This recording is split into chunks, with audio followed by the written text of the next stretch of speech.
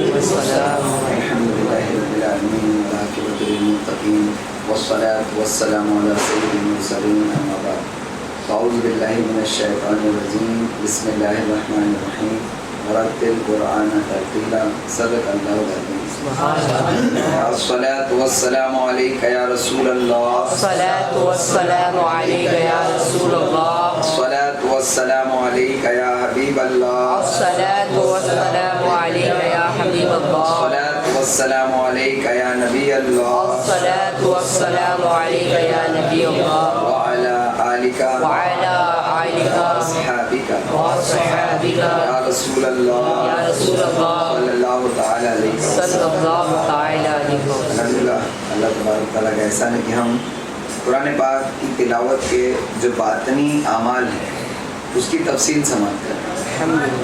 یہ تفصیل وہ چیز ہے کہ جو اولیاء کرام کی خانقاہوں میں سکھائی جاتی ہے، اور الحمدللہ اللہ کا احسان ہے کہ ہمیں بھی اس تک دسترس حاصل ہوئی، اور اللہ تبارک تعالیٰ ہم تک پہنچا رہا ہے۔ بس اس کے کرم سے یہ اور دعا ہے کہ اللہ تعالیٰ ہم کو اس پر عمل بھی کرنے کی توفیق۔ آمین آمین۔ جب وہ آپ نے نعت سنی ہوگی نا، آنکھیں مجھے دی ہے تو مدینہ بھی دکھا ہے، سبحان اللہ۔ جب یہ سنا دیا ہے تو اس پر عمل بھی عطا کریں انشاءاللہ۔ تو ہم نے دو چیزیں سنی تھیں باطنی اعمال میں۔ سب سے پہلے کیا کرنا ہے؟ تلاوت قرآن پاک کرنے سے پہلے جیسے ہی قرآن عظیم ہاتھ میں لیا، اس کی عظمت کو سمجھنا کہ یہ ہے کیا جس کو میں نے اٹھایا ہے اپنے ہاتھوں میں، جس کو میں پڑھنا چاہتا ہوں، یہ ہے کیا۔ پھر یہ کس کا کلام؟ پہلا کیا ہے؟ کلام کی عظمت، پھر متکلم کی عظمت، یہ دونوں چیز، یعنی کلام کیا ہے اور یہ کس کا ہے، یہ دونوں چیزوں کے بعد تیسری چیز آتی ہے دل کی حاضری۔ دل کی حاضری، اس کے تعلق سے آپ آج جو بھی کچھ سنیں گے انشاءاللہ سب نیا ہی ہوگا انشاءاللہ۔ دل حاضر ہو اور حدیث نفس کو چھوڑ دیا جائے۔ امام غزالی رحمۃ اللہ تعالیٰ علیہ فرماتے ہیں دل حاضر ہو اور حدیث نفس کو چھوڑ دیا جائے۔ اس کا مطلب کیا ہے؟ حدیث نفس کس کو کہتے ہیں پتہ؟ نفس کے اندر جو خیالات آتے ہیں نا، جو خبریں آتی ہیں ان ذرائعوں سے، ایک دماغ ہے، ایک آنکھ ہے، ایک کان ہے، جیسے ابھی بم پھوٹا، آواز آئی، ہمارے بیچ میں ڈسٹرب ہوا، یہ ایک حدیث نفس تھا، لیکن ہم نے اس کی طرف توجہ نہیں دی، اور کسی شخص کی توجہ اس کی طرف چلی جاتی۔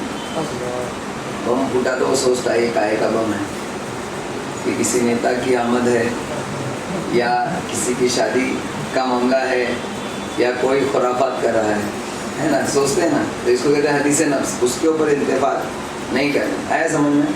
امام غزالی رحمۃ اللہ علیہ فرماتے ہیں دل حاضر ہو اور حدیث سے نفس کو چھوڑ دیا۔ جو نفس میں جو بھی حدیثیں آتی ہوں، جو خبریں آتی ہیں، حدیث کا ایکچولی مطلب خبر ہوتا ہے، جو بھی خبریں آتی ہوں اس کو چھوڑ دیا جائے۔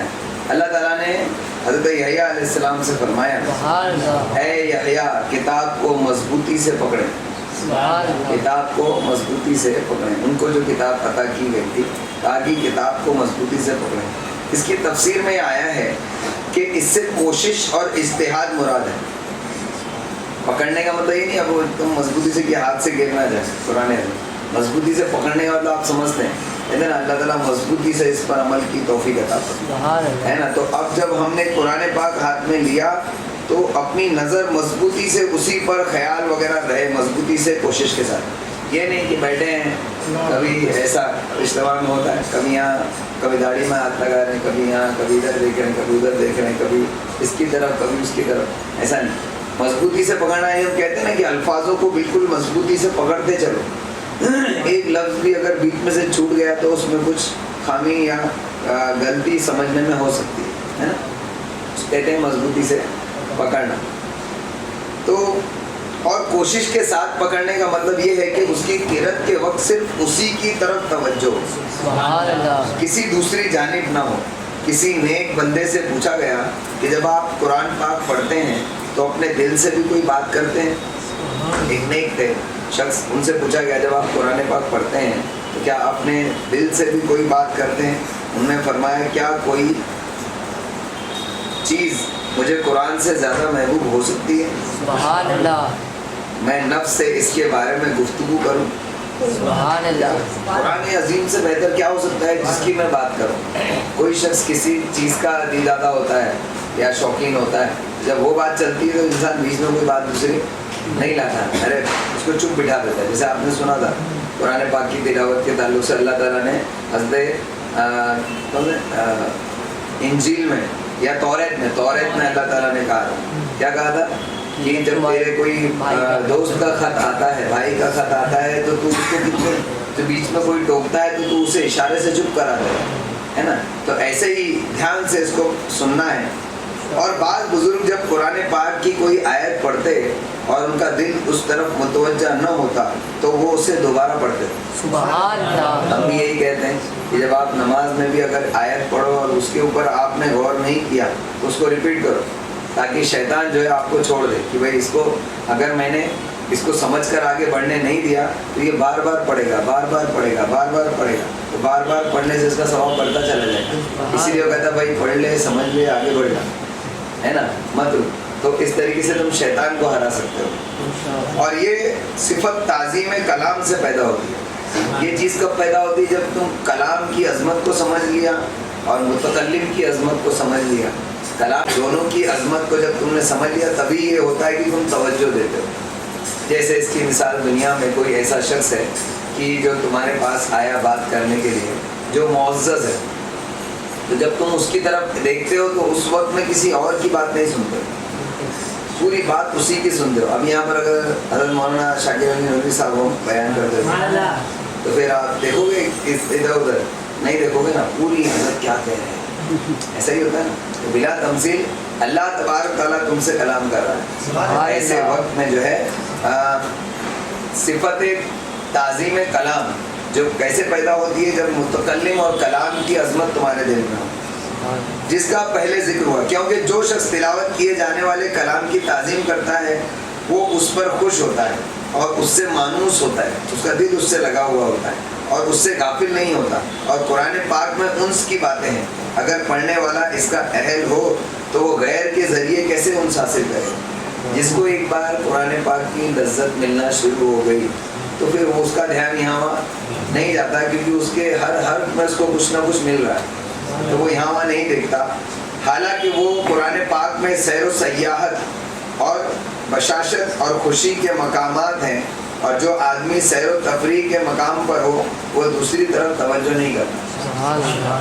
یہ لاسٹ لائن پھر سے سنو اور سمجھو کیا کہتے ہیں کہ اس میں قرآن پاک میں انس کیسے پیدا ہوتا ہے. کہتے ہیں کیونکہ قرآن پاک جو ہے یہ سیر و سیاحت اور بشاشت اور خوشی کے مقامات اس کے اندر ہیں. جیسے ہم گھومنے پھرنے جاتے ہیں, کہیں ہم اگر گھومنے پھرنے گئے تو یہاں یہ ہے, یہاں وہ ہے, ان کی مزار ہے, ان کی مزار ہے, تو انسان کی آنکھیں اور کان اس طریقے سے اس چیز کو کیچ کرنے میں لگی رہتی ہیں, تو وہ اس وقت میں کہیں اور اس کی توجہ نہیں ہوتی.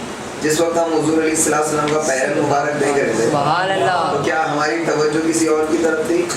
نہیں تھی, ٹوٹل توجہ اس طرف تھی. تو ایسا ہی ہوتا ہے کہ جب کسی شے کی تعظیم تمہارے اندر ہو اور تم کو اس سے انس حاصل ہوتا ہو تو تم اس طرف اس طرف نہیں دیکھتے, بلکہ پورا دھیان تمہارا اسی پر ہوتا ہے.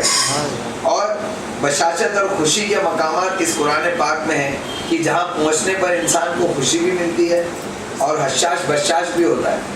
تو بس یعنی اس کے ایموشنز جو ہے نا وہ اس سے متحرک ہوتے ہیں, حرکت میں آتے ہیں, تو پوری توجہ اس کی اس پر ہی رہتی ہے. بیان میں بھی دیکھو اگر ایک جیسا بیان کرتے رہو تو انسان آستے آستے آستے آستے کہیں اور چلا جائے, اور جہاں اتار چڑھا ہوتا ہے کبھی میں چپ گیا, خاموش ہو گیا, جو بندہ سن رہا ہے کہ یہاں آواز آ رہی ہے تو اس کو آواز ہی آ رہی ہے, اس کے بعد ذہن کہیں اور خاموش ہو جائے تو اس کا خاموش کیوں ہوئے کوئی بات ہے نا, تو انسان اٹریکٹ ہوتا ہے. تو بلا تمثیل قرآن پاک کے اندر ہر قسم کے ایموشنز ہیں, تو جو ایموشنز سے کنیکٹ ہوتا ہے جو شخص وہ یہاں وہاں نہیں ہوتا. سیر و تفریح کے مقام بھی اس میں سیر و تفریح کے مقام ہیں, اور ان پر جب کوئی آتا ہے تو دوسری طرف توجہ نہیں کرتا. امام غزالی رحمۃ اللہ علیہ فرماتے ہیں کہ کہا گیا ہے کہ قرآن پاک میں میدان بھی ہے, باغات بھی ہیں, حجرے بھی ہیں, دلہنے بھی ہیں, ریشمی لباس بھی ہیں, باغیچے اور سرائے بھی ہیں, کیا کیا ہیں یہ سب گنا تو دیا انہوں نے, لیکن ہے کہاں کوئی پوچھے گا تو امام غزالی فرماتے ہیں لفظ مین قرآن پاک کے میدان ہے. سبحان اللہ. لفظ میم قرآن پاک کے میدان ہے. اب یہ ایک کلوز بات ہے. میم میں آپ کو کون سا میدان دکھتا ہے؟ آپ کو نہیں دکھتا, لیکن اللہ والے دیکھتے ہیں. سبحان اللہ. میم جو ہے قرآن پاک کے میدانات ہیں, اور لفظ را قرآن پاک کے باغات. سبحان اللہ. لفظ ہا اس کے حجرے ہیں, سبحان اللہ. اور لفظ سبح اور یسبح وغیرہ قرآن پاک کے دولہا دلہن. سبحان اللہ. ہا میم قرآن پاک کے دیباج ہیں, یعنی ریشمی کپڑے ہیں. سبحان اللہ. ہا میم یہ جو قرآن پاک کے ریشمی کپڑے ہیں, اور مفصل صورتیں اس کے باغیچے ہیں, اور اس کے سوا سرائے بھی ہیں. جب قرآن پاک پڑھنے والا میدانوں میں داخل ہوتا ہے اور باغوں سے پھل چنتا ہے, اور حجروں میں داخل ہو کر دلہنوں کے پاس جاتا ہے, ریشمی لباس پہنتا ہے, اور باغیچوں میں سیر و تفریح کرتا ہے, سرائے میں سکونت اختیار کرتا ہے, وہ سب کچھ اس کو گھیر لیتا ہے, اس کے علاوہ سے پھیر دیتا ہے. نہ اس کا دل دوسری طرف متوجہ ہوتا ہے, اور نہ اس کی سوچ بڑھتی ہے. سبحان اللہ. اتنے اچھے انداز میں بتائیں. یہ اس کی حقیقت ہے. تو اس طریقے سے ہم دل کو حاضر کر سکتے ہیں. 3 چیز ہو گئی, ایک کلام کی عظمت, ایک کلام والے کی عظمت یعنی متکلم کی عظمت, پھر تیسرا دل کی حاضر. اب چوتھا ہے دل حاضر ہے, لیکن اب اس کے بعد اس میں غور و فکر بھی کرنا سبحان ہے نا. اللہ. اور بغیر غور و فکر کے دل حاضر نہیں رہ سکتا. جب آپ غور و فکر کر کے نہیں پڑھو گے تو دل یہاں وہاں چلا جائے گا. تو اب غور و فکر کے تعلق سے امام غزالی کیا کہتے ہیں؟ سبحان اللہ. دل کی حاضری کے بعد غور و فکر آتا ہے. بعض اوقات وہ قرآن پاک کے علاوہ کچھ اور نہیں سنتا, بلکہ صرف سماع قرآن پاک پر ہی اکتفا کرتا ہے. صرف سننے پر ہی اکتفا کرتا ہے, لیکن اس میں غور نہیں کرتا. سن لیتا ہے تمام خوبیاں اللہ کے لیے, پھر آگے بڑھ جاتا ہے. وہ رحمان ہے, رحیم ہے نا. یہ نہیں سوچتا کہ ہاں تمام خوبیاں اللہ کے لیے جو تمام عالموں کا پروردگار ہے, تو اس پر تھوڑا سا غور و فکر بھی ہونا چاہیے. لیکن فوراً وہ آگے چلا جاتا ہے. الرحمن الرحیم وہ ہو گیا تو پھر مالک یوم الدین پر آ جاتا ہے, یعنی اس پر غور و فکر نہیں کرتا. تو کہا گیا کہ کوئی شخص ایسا ہوتا ہے کہ جو صرف سماع قرآن پر ہی اکتفا کرتا ہے, لیکن اس میں غور نہیں کرتا, جبکہ قرأت کا مقصد غور و فکر کرنا ہے. سبحان اللہ. اس لیے اس میں ٹھہر ٹھہر کر پڑھنا سنت ہے, کیونکہ ظاہری طور پر ٹھہر ٹھہر کر پڑھنا یعنی ترتیل سے وہ باطنی طور پر غور و فکر پر قادر ہو جاتا ہے. اسی کو کہتے ہیں ورتل قرآن ترتیلا. ترتیلا یعنی ٹھہر ٹھہر کر پڑھنا ہے نا. اب یہ ترتیل کے ساتھ پڑھنے کو لوگ کچھ اور بھی کہتے ہیں. لوگوں نے اس کو اور کیا کیا کیا کیا بنا لیا ہے, پتہ نہیں وہ ہے یا نہیں, مجھے نہیں معلوم. لیکن ٹھہر ٹھہر کر پڑھنا ہے جس کو کوئی کہتا ہی نہیں. یعنی جو اصل ترتیل کا مطلب ہے, اب میں نے جو سنا لوگوں سے, ترتیل کا مطلب یہ ہے کہ ورتل قرآن ترتیلا, کہ قرآن کو جو ہے وہ مخرج کے ساتھ ادا کرو. لوگ ایسا کہتے ہیں مخرج کے ساتھ ادا کرو. اور ترتیل سے پڑھنے کا مطلب ہے کہ الٹا نہ پڑھو. سورہ فاتحہ کو بعد میں اور سورہ بقرہ کو تم پہلے پڑھ لو, تو یہ الٹا پڑھنا ہوا. ٹھیک ہے, یہ بھی ضروری ہے کہ اس کو الٹا نہ پڑھو, یہ اس کا ادب ہے. لیکن ترتیل سے پڑھنے کا مطلب صرف یہی نہیں. ترتیل سے پڑھنے کا مطلب ٹھہر ٹھہر کر پڑھنا ہے, جو اس کی اصل ہے. دیکھو کس طریقے سے کور اپ کیے ہیں ایسے حکموں کو شیطان نے ڈھانپ کر رکھا ہے, کہ تاکہ لوگوں کی نظر بھی اس تک نہیں پہنچ پا رہی, تو عمل کہاں سے کریں, ہے نا. علم کا مطلب بدل دیا, علم کا مطلب بدل دیا, دارالعلوم کا مطلب بدل دیا, اور تقویٰ اور پرہیزگاری کا مطلب چینج کر دیا, ہے نا. پھر قرآن پاک کی تلاوت کا مطلب بدل دیا, ترتیل کا مطلب بدل دیا. ساری چیز یہ زمانے میں سب چینج ہو, ہے نا. اب ان چینج کے ساتھ میں جو شخص اس میں دین پر عمل بھی کر سکے گا, تو اس کو پہلے یہ ساری چیزوں پر سے پردہ اٹھانا, کہ ترتیل ہے تو اصل ترتیل کس کو کہتے ہیں, علم ہے تو اصل علم کیا ہے, عالم ہے تو اصل عالم کیا ہے نا. جب یہ سب چیزیں جانے گا تب بیچارہ وہ حقیقتوں پر پہنچے گا, ورنہ اسی پردے میں اس کا انتقال ہو جائے گا اور آنکھوں پر پردہ پڑے گا, ہے نا. تو ترتیل کا مطلب سمجھنا ہے. اب اس کو سمجھنے کی کوشش کریں.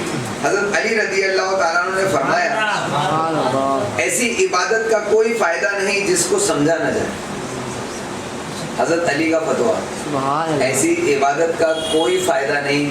اگر یہ کہتے کہ ایسے عبادت کا کم فائدہ ہے جو سمجھی نہ جائے تو ایک الگ بات تھی, لیکن کا کوئی فائدہ نہیں. ایسی عبادت کا کوئی فائدہ نہیں جس کو سمجھا نہ جائے, اور اس قرأت کا کوئی فائدہ نہیں جس میں غور و فکر اور تدبر نہ ہو. اللہ جس قرآن پاک کے پڑھنے میں تدبر نہ ہو، غور و فکر نہ ہو، ایسے قرآن پاک پڑھنے کا کوئی فائدہ۔ اللہ اور اگر وہ بار بار پڑھنے کے بغیر تدبر پر قادر نہ ہو سکے تو الفاظ کو لوٹائے۔ یہ امام غزالی کہتے ہیں کہ اگر نہیں سمجھ میں آتا ہے نا تو رکو، اس کو لوٹاؤ، پھیرو، لیکن غور و فکر کیے بغیر آگے مت بڑھو۔ مگر امام کے پیچھے ہو تو ایسا نہ کرے۔ اب احناف کے نزدیک تو امام کے پیچھے پڑھا ہی نہیں جاتا ہے کچھ بھی، اور کیونکہ اگر وہ ایک آیت میں تدبر کر رہا ہو اور امام دوسری آیت میں مشغول ہو گیا تو گناہ گار ہوگا، جیسے وہ شخص جو کسی کی سرگوشی سنتے ہوئے ایک کلمے کو پسند کرے اور اس میں مشغول ہو جائے اور باقی کلام نہ سنے۔ اسی طرح اگر وہ رکوع کی تسبیح میں ہو اور اس آیت میں غور و فکر کرنے لگے جو امام نے پڑھی ہے تو یہ وسوسہ ہے۔ ہے سمجھ؟ الحمدللہ امام ابو حنیفہ نے اس کو صاف ہی کر دیا۔ امام کے پیچھے تم کو قرأت نہیں کرنا ہے، صرف تدبر ہی کرنا ہے نا۔ الحمدللہ حضرت عامر بن قیس رضی اللہ تعالیٰ عنہ سے روایت ہے، وہ فرماتے ہیں کہ مجھے نماز میں وسوسے پیدا ہوتے ہیں۔ جھٹکا لگنے والا بھی آپ لوگ سنو، حضرت عامر بن قیس کہتے ہیں کہ فرماتے ہیں مجھے نماز میں وسوسے پیدا ہوتے ہیں۔ اچھا کیا دنیا کے معاملات ہیں؟ کسی نے پوچھا کیا دنیا کے معاملات کے وسوسے پیدا ہوتے ہیں؟ فرمایا دنیاوی وسوسوں کی بنسبت میرے جسم کو تیروں سے چھلنی کر دیا جائے یہ میں پسند کرتا ہوں۔ یعنی ان کو کہا گیا کہ دنیا کے وسوسے آتے ہیں کیا نماز میں؟ انہوں نے کہا دنیاوی وسوسے، اس سے بہتر تو میرے جسم کو چھلنی کر دیا جائے، وہ میں پسند کروں گا۔ جو دنیا کے وسوسے کیسے ہیں، یعنی کیا پتہ چلا دنیاوی وسوسے نہیں آتے، پھر کون سا وسوسہ آتا تھا؟ سنو، کہتے ہیں بلکہ میرا دل اپنے رب کے سامنے کھڑا ہونے میں مشغول ہو جاتا ہے۔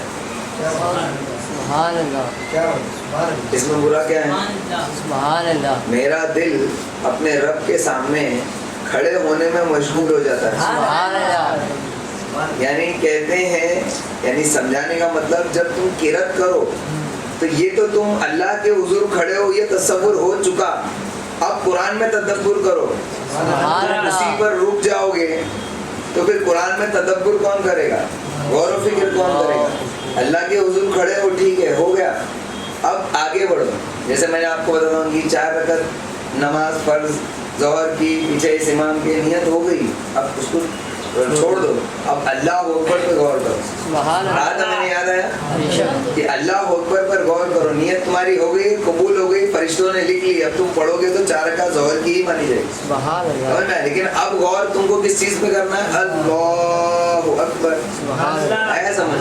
تو اسی طریقے سے کہتے ہیں ان کو پوچھا گیا کیا وسوسہ، تو وہ اس کو بھی وسوسہ سمجھتے تھے۔ دیکھو اولیاء اکرام صحابہ اکرام کتنا ایگزیکٹ کام کرتے تھے، یعنی ویسا کرتے تھے جیسا ہونا چاہیے، اس لیے کہتے ہیں وہ ہر کام کو ایسا کرتے تھے جیسا اس کا حق ہے۔ سبحان اللہ، کہتے ہیں کہ جب تم قرأت کرتے ہو، کہتے ہیں قرأت کرتا ہوں تو مجھے وسوسے آتے ہیں، تو کہا کیا وسوسے آتے ہیں؟ تو کہا کہ اللہ تعالیٰ کے سامنے اپنے رب کے سامنے کھڑا ہونے میں مشغول ہو جاتا ہوں۔ تو اللہ تعالیٰ کے سامنے کھڑے ہو لیکن ابھی آگے کا کام کرو، ہے نا، اور سوچتا ہوں کہ اس سے کیسے پھیروں، یہی وسوسہ ہے، اس سے کیسے پھروں اور قرآن پر کیسے آؤں، یہ وسوسہ ہے میرے لیے۔ تو یہ شخص بھی اس طرح ہے کہ وہ کچھ پڑھ رہا ہے، وہ اس کو سمجھنے سے قاصر ہو جاتا ہے۔ کہتے ہیں یہ بھی وسوسہ ہے، اس کے ذریعے بھی کبھی کبھی سمجھ رہے نا، کہتے ہیں کہ شیطان جو ہے نا دنیا کے وسوسوں سے ہی سب کو روکتا نہیں ہے، ہم جیسے بیوقوفوں کو شیطان دنیا کے وسوسوں کے ذریعے نماز میں تدبر کرنے سے روک دیتا ہے، غور و فکر کرنے سے ہم جیسے بیوقوفوں کو روکتا ہے۔ لیکن جو اللہ والے ہوتے ہیں نا ان کے یہاں پر اس کا یہ حربہ نہیں چلتا، تو وہ کیا کراتا ہے، جو وہ کرتے ہیں اس سے کچھ کم، بڑی نیکی سے چھوٹی نیکی کی طرف لاتے ہیں، بڑے اجتماع سے چھوٹے اجتماع کی طرف لاتے ہیں، ہے نا۔ کوئی صاحب اجتماع میں آتے تھے، چھوڑ دیا کہ اب میں گھر میں قرآن پڑھ لیتا ہوں، گھر میں سن لیتا ہوں، بس اب مجھے اجتماع میں آنے کی ضرورت نہیں، وہ بیوقوف بنایا اس نے۔ تو اس طریقے سے بڑی نیکی سے چھوٹی نیکی کی طرف بھی شیطان لاتا ہے، یاد رکھیں۔ تو کہتے ہیں کہ نماز میں مجھے وسوسے آتے ہیں، اور وسوسہ کیا، میں قرآن پاک کی تلاوت کے وقت اس میں غور و فکر کرنا چاہیے، تو اس کے بجائے میں اس چیز میں مشغول ہو جاتا ہوں کہ میں رب کے سامنے کھڑا ہوں۔ سبحان اللہ. تو اس وقت میں قرأت کے وقت ضروری ہے کہ اس میں غور و فکر کیا جائے. تو شیطان اس کام کی بجائے دوسرا کام کرا تھا. اب پتہ ہے آپ کو کوئی کام جو جس وقت کرنا چاہیے وہ نہ کرتے ہوئے دوسرا کرنا، قرآن پاک میں جو ظلم لفظ استعمال کیا گیا وہ اسی لیے استعمال. اللہ. ظلم اسی کو کہتے ہیں کہ جو چیز جب ہونا چاہیے تب نہ ہو کر کچھ اور کیا جائے. ایک حج کر چکے فرض، اس کے بعد نفل حج کرنے کے لیے حضرت حاجی صاحب چلے اور پڑوس میں پبلک پریشان ہے، اللہ. دوست رشتہ دار پریشان ہیں، ان کا خیال نہیں کریں گے حاجی صاحب کہاں جا رہے ہیں؟ دوسرا حج کرنے. ان کو اپنی زندگی میں 7 حج کرنے تاکہ مرنے کے بعد لوگ کہہ سکیں کہ حاجی صاحب 7 حج کیے ہیں 7، اور ان کا پڑوسی بیچارہ کھانے کو تکلیف میں تھا. تو یہ اس کو کیا کہتے ہیں؟ ظلم. کر تو رہا ہے حج لیکن وہ حقیقت میں حج نہیں کر رہا بلکہ ظلم کر رہا ہے. ظلم کی ڈیفینیشن سمجھ میں آئی؟ یہ ظلم کی جو اصل ڈیفینیشن ہے اس کو ہم سمجھتے ہیں کہ ہم کسی کو مار رہے ہیں، کوٹ رہے ہیں اور اس کا کچھ اس کو دبا رہے ہیں تو اسی کو ظلم کہتے ہیں. ظلم صرف وہ نہیں ہے. اسی لیے اللہ تعالیٰ نے کہا کہ اپنی جانوں پر ظلم نہ کرو، اور کہا جب اپنی جانوں پہ ظلم کر بیٹھو تو میرے محبوب کی بارگاہ میں اگر یہ تمہارے لیے توبہ یا اگر تمہارے لیے دعا شفاعت کریں تمہاری تو تم اللہ تعالیٰ کو مہربان اور بخشنے والا پاؤ. تو ظلم کا مطلب سمجھے. تو یہ کبھی کبھی کچھ ایسی چیزیں بھی انسان کو قرآن پاک پر غور و فکر سے روکتی ہیں. اور کیا کیا روکتی ہیں شاید آگے آئے گا، ہم تھوڑا سن لیں.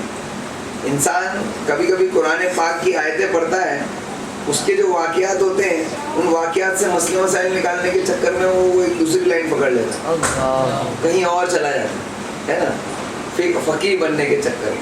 لیکن اس کے اندر وہ یہ نہیں سوچتا کہ اللہ تعالیٰ یہاں مجھے کیا فکر دینا چاہتا ہے، یہاں سے مجھے سیکھنا چاہیے. مسئلے مسائل اخذ کرنا ہے دوسروں کے لیے.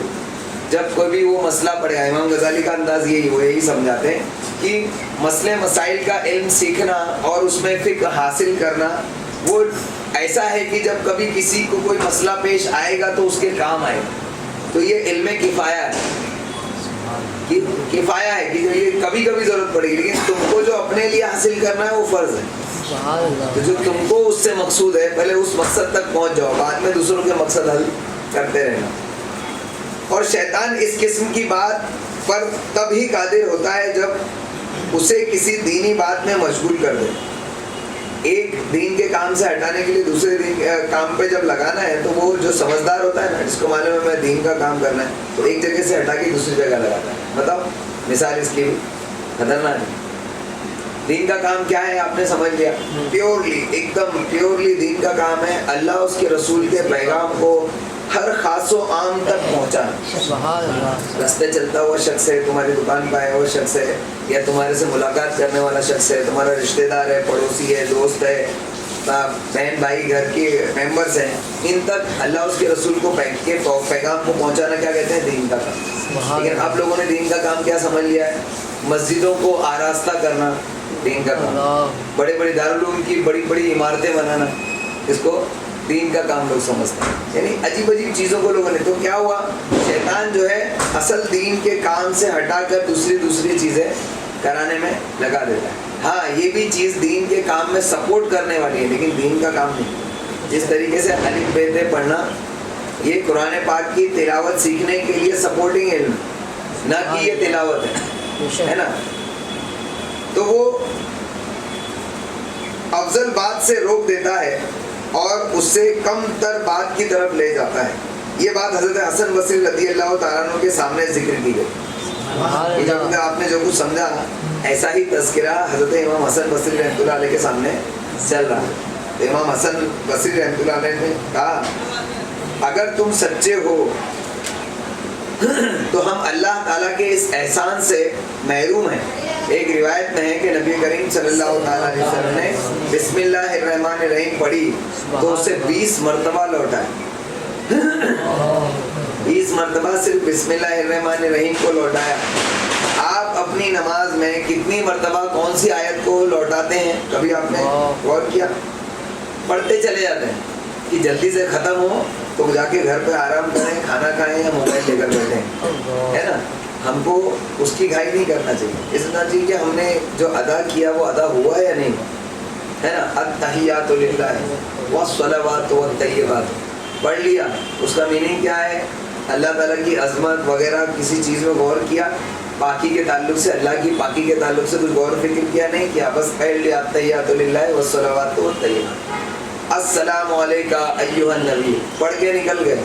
کبھی تصور بھی کیا؟ کیونکہ ہم نماز پڑھتے ہیں تو پورے تصور ہمارا رب کی طرف ہوتا ہے، پتہ ہے رب کی طرف ہوتا ہے نا۔ جب ہم پڑھ رہے ہیں جسٹ اس سے پہلے کی لائن التحیات للہ والصلوات والطیبات، یہ ہمارا ذہن کس طرف ہے؟ رب کی طرف ہماری غور و فکر لگی ہوئی، اور اچانک ہم کہتے ہیں السلام علیکہ ایھا النبی، تو اللہ تعالیٰ کی طرف سے رسول اللہ صلی اللہ تعالیٰ علیہ وسلم کی طرف ہم جب اپنی توجہ کو مبذول کریں گے تو اس میں کیا وقت درکار نہیں، اس میں کیا ٹھہراؤ نہیں آنا چاہیے؟ آنا چاہیے نا۔ تو ہم پڑھتے چلاتے ہیں تحیات للہ والصلوات والطیبات السلام علیکم ایھا النبی ورحمۃ اللہ وبرکاتہ السلام علینا وعلی عباد اللہ الصالحین اشہد ان لا الہ الا اللہ واشہد ان محمدا عبدہ ورسولہ السلام علیکم، ہے نا، ایک دم بالکل اسپیڈ میں۔ تو اس طریقے سے نہیں ہوتا، ہم پڑھتے ہیں السلام علیکم تو اس وقت تصور کرنا ہوتا ہے کہ میں حضور علیہ السلام حاضر ہیں اور ان کو میں سلام کر رہا ہوں، حضور علیہ السلام میرے سلام کو سن رہے ہیں اور وہ اس سلام کا جواب بھی دینے والے ہیں، سبحان اللہ، ہے نا۔ تو جواب لے کر ہٹو۔ ایک اللہ کے ولی امام غزالی رحمۃ اللہ نے اسی میں لکھا ہے کہ جب ایک اللہ کے ولی تھے، جب التحیات پڑھتے تھے تو جب السلام علیکہ ایھا النبی پڑھتے تھے تو جب تک اس کی تکرار کرتے تھے جب تک سرکار سے وعلیکم السلام نہیں سنتے، سبحان اللہ، سبحان اللہ، جب تک وعلیکم السلام نہیں سنتے تھے وہ السلام علیکم ایھا النبی، السلام علیکم ایھا النبی، سبحان اللہ، سرکار کا جواب جب سنتے تھے تو رحمۃ اللہ وبرکاتہ اور السلام آگے کا سلام پڑھتے تھے۔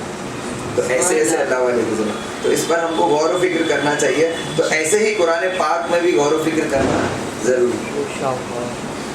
آپ نے یہ بسم اللہ الرحمن الرحیم اتنی مرتبہ اس لیے لوٹایا کیونکہ آپ نے اس لیے ایسا کیا تاکہ اس کے معنی پر غور و فکر کریں، کیونکہ بسم اللہ الرحمن الرحیم کا جو مفہوم ہے بہت زیادہ وسیع اور ہماری وسعت تو ایک جگہ دم توڑ دیتی ہے۔ وسعت جس کو وسعت کہنا بھی جو ہے لفظ وسعت کی توہین، ہمارا جو علم حضور علیہ السلام کے علم کی وسعت، اور انہوں نے جو اپنے رب کو جن کے رحم کو سمجھا اور اس کے رحمان ہونے کو سمجھا، وہ اس میں غور و فکر جب وہ کریں گے تو کتنا زیادہ آگے بڑھے، ہے نا۔ تو سرکار علیہ السلام غور و فکر کر رہے تھے، اس لیے بسم اللہ الرحمن الرحیم کو 20 مرتبہ دہرایا۔ سبحان اللہ۔ حضرت ابو ذر، بس ختم ہونے والا ہے، حضرت ابو ذر رضی اللہ تعالیٰ عنہ سے روایت ہے کہ ایک رات رسول اللہ صلی اللہ علیہ وسلم ہمیں نماز پڑھانے کھڑے ہوئے تو ایک آیت کو بار بار پڑھا۔ وہ آیت اس طرح ہے، اگر تو انہیں عذاب دے تو وہ تیرے بندے ہیں، اور اگر تو انہیں بخش دے تو بے شک تو غالب حکمت والا ہے۔ سبحان اللہ۔ سرکار علیہ السلام نے ان آیات کو کئی مرتبہ دہرایا، کتنی مرتبہ؟ بار بار پڑھا۔ حضرت تمیم داری رضی اللہ تعالیٰ نے ایک پوری رات اس آیت کے ساتھ قیام کیا، سبحان اللہ، پوری ایک رات اسی آیت کو نماز میں پڑھا۔ تو رات بھر دہرانا کس کو کہتے ہیں؟ سرکار کی سنت ادا کی، کیونکہ سرکار نے بھی اس کو بار بار دہرایا تھا، تو انہوں نے رات بھر اس آیت کو دہرایا۔ اور ایک آیت اور کہتے ہیں ان لوگوں کا خیال ہے جو گناہ کماتے ہیں، ان لوگوں کا خیال ہے جو گناہ کماتے ہیں۔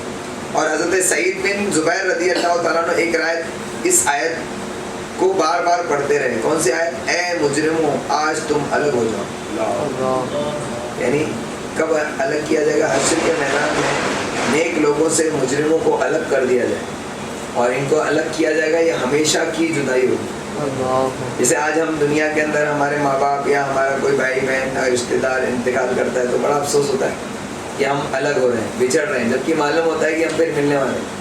ہم کو اس چیز پر ہمارا عقیدہ یقین ہے، یہاں تھوڑے دن کے لیے بچھڑے ہیں، پھر سے واپس جا کر اللہ تعالیٰ کے یہاں ملنا ہے، لیکن حشر کے میدان میں جب جدا ہوں گے نا وہ بڑا خطرناک جدا ہونا، وہ جدا ہونا ایسا ہے کہ پھر پتہ نہیں ملیں گے کیا نہیں ملیں، کیونکہ جو شخص جہنم میں جائے گا پتہ نہیں وہ واپس آئے گا کیا نہیں آئے گا، کیونکہ جہنم میں بہت سارے ایسے ہوں گے جو لوٹ کر نہیں آئیں، وہ ہمیشہ جہنم ہی میں رہ جائیں۔ اللہ نہ کرے ہم میں سے کوئی ایسا ہو، اور اللہ نہ کرے ہم میں ایسا بھی کوئی نہ ہو کہ جو جہنم کا منہ بھی دیکھے۔ تو وہ اس کو انہوں نے رات بھر بار بار اس آیت کو دہرایا۔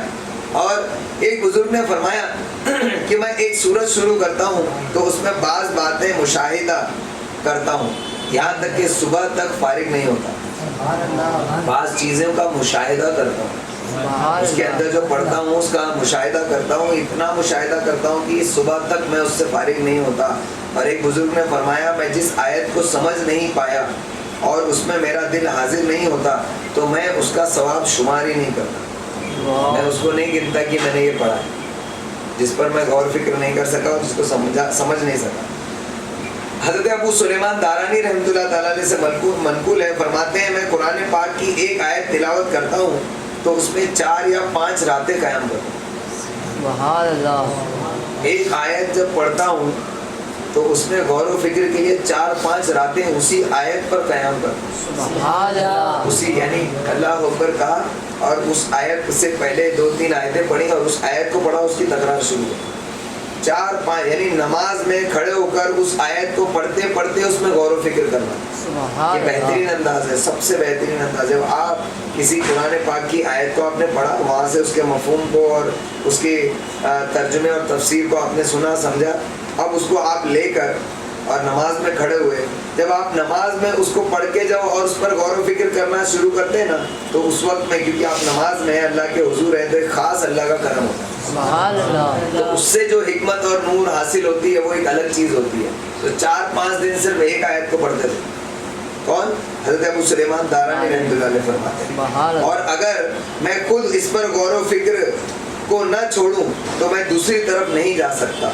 ایک بزرگ کے بارے میں منقول ہے کہ وہ 6 مہینے تک سورہ ہود کی تکرار کرتے ہیں. سبحان اللہ. 6 مہینے تک صرف سورہ ہود کو ہی دہراتے رہے اور اس میں غور و فکر سے فارغ نہ ہوئے. ایک عارف فرماتے ہیں میں ہفتہ میں ایک بار ختم قرآن کرتا ہوں, 1 مہینے میں ختم کرتا ہوں, 1 سال میں بھی ختم کرتا ہوں اور 30 سال سے شروع کر رکھا ہے. ایک قرآن ایسا ہے, ایک قسم میری قرآن پاک پڑھنے کی ایسی ہے کہ 30 سال سے اس کو شروع کیا ہے اور ابھی تک اس سے فارغ نہیں ہوا. اب سب لوگ کتنا قرآن پڑھتے ہیں, نہیں ہفتے میں بھی ایک ختم کرتا ہوں, مہینے میں بھی ختم کرتا ہوں, سال میں بھی ختم کرتا ہوں. ایک قرآن میں نے شروع کیا جو 30 سال سے شروع ہے, ابھی تک فارغ نہیں ہوا مکمل, یعنی اس انداز میں بھی. اور ہم ایک صرف سمجھ کر ترجمے کے ساتھ ایک قرآن ہم نے ختم نہیں کیا, اور وہ اتنے الگ الگ اندازوں کے اندر قرآن پاک کو مکمل کر. تو یہ چیز ہم کو اس چیز پر ابھارتی ہے نا کہ ہم کو بھی کم سے کم قرآن پاک ایک مرتبہ ترجمے تفسیر کے ساتھ پڑھنا چاہیے. یاد آئی وہ بات میں نے کہا تھا کہ ایک مرتبہ جب آپ کمپلیٹ کر لیں گے تو پھر جب دوبارہ پڑھیں گے تو آپ کی سمجھ کچھ اور ہی ہوگی, پھر جب دوبارہ پڑھیں گے تو میچورٹی کچھ اور ہی لیول پر ہوگی, اور ہر مرتبہ جب آپ پڑھتے رہیں گے تو اس میں آپ کو نئی چیزیں ملتی رہیں. اس لیے اس کو شروع کرنا ضروری ہے. آپ شروع کب کرو گے تو اس میں اور چیزیں آگے کیسے پڑھو گے, تو اللہ کے واسطے شروع کرو, کریں گے نا شروع انشاءاللہ. آخری بس 2 لائن. تو یہ غور و فکر کے اعتبار سے درجات ہیں. وہی بزرگ فرماتے ہیں کہ میں نے اپنے آپ کو مزدوروں کے قائم مقام رکھا ہے, یومیہ, ہفتہ وار, مہینہ وار اور سالانہ کے حساب سے کام کرتا ہوں. سبحان اللہ. سمجھنا ہے, یومیہ یعنی ایک دن کا بھی عمل کرتا ہوں, ہفتہ واری بھی عمل کرتا ہوں, ماہانہ بھی عمل کرتا ہوں اور سالانہ والا بھی عمل کرتا ہوں. تو میں نے اپنے آپ کو مزدوروں کی طرح رکھا ہے کہ میں اللہ کی مزدوری کرتا ہوں. سبحان اللہ. ہم بھی کب کریں گے مزدوری, ہم اللہ کے مزدور کب بنیں گے؟ قرآن پاک پڑھیں گے نا انشاءاللہ. تو ہم نے کون کون سی چیز سنی قرآن پاک کے باطنی اعمال کی تفصیل میں؟ سب سے پہلا کیا کام ہے؟